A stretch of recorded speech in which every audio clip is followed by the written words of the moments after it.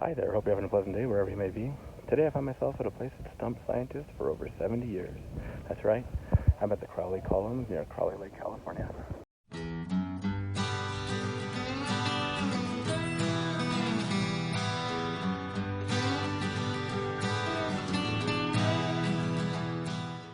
The Crowley Columns can be found on the eastern edge of Crowley Lake, which is off US 395 between the towns of Mammoth Lake and Bishop, California.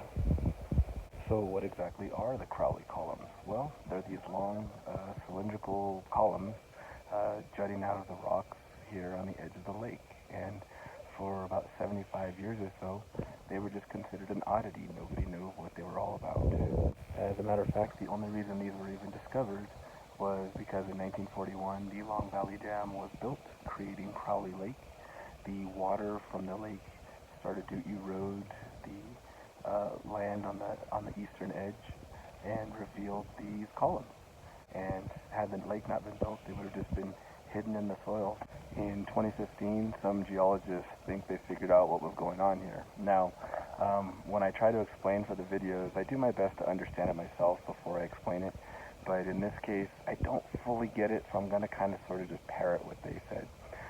The story begins with the eruption of the Long Valley caldera, which is this region that we're in right now.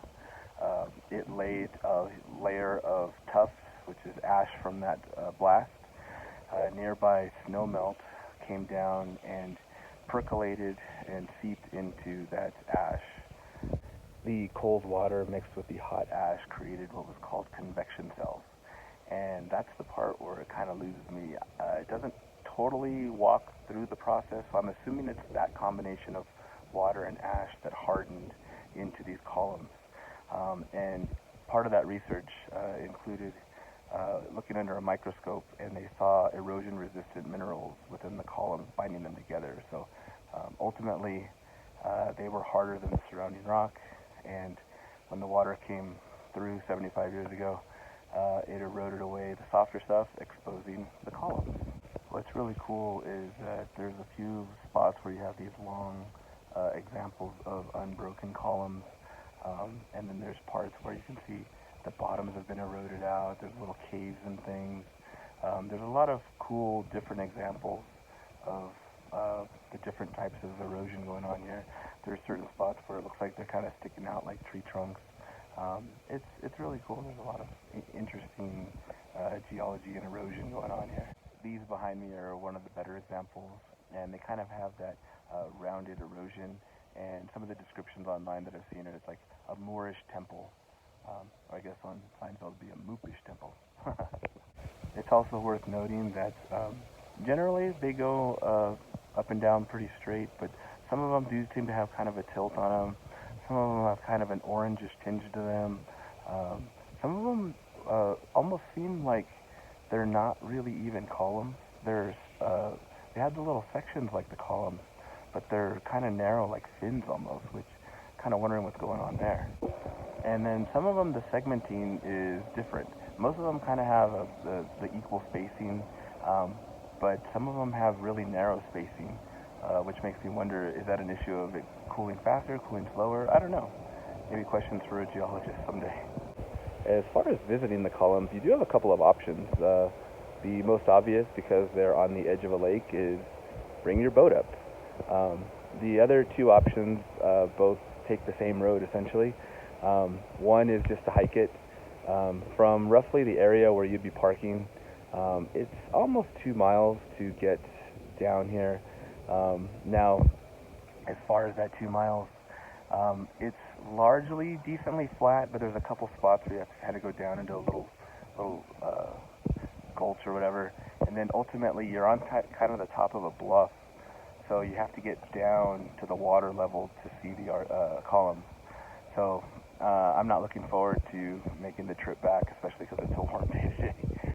The other option, which is really only an option if you have four-wheel drive, high clearance, and probably ideally a narrow wheelbase, although I did see some 4Runners, is to drive your car about 90% of the way, and then it basically gets you to the top of the bluff, and then you just got to hike down. Now, for a vast majority of the drive, it looks very doable.